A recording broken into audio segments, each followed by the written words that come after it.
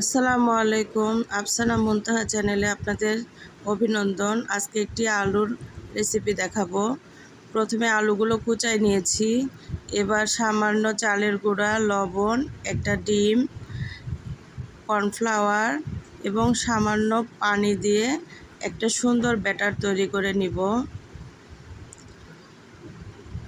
এবার একটি ফ্রাই প্যানে আমি সামান্য সাদা তেল দিয়ে নিব। এবার ব্যাটারটি তেলের মধ্যে দিয়ে দিতে হবে। ভালোভাবে একটি শেপ দিয়ে নিতে হবে। এটি দেখতে অনেকটি পিৎজার মতো, খেতেও ভীষণ মজা।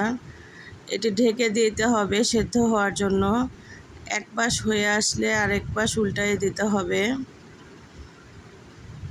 আপনারা এটি একবার ট্রাই করে দেখতে পারেন, খেতে ভীষণ মজা। সকালের ব্রেকফাস্ট বা বিকেলের নাস্তায় এটি খেতে ভীষণ মজা লাগে। আমার বাচ্চারা তো এটি খেয়ে এত খুশি, তারা বলছে যে এটি নাকি পিৎজার মতো হয়েছে।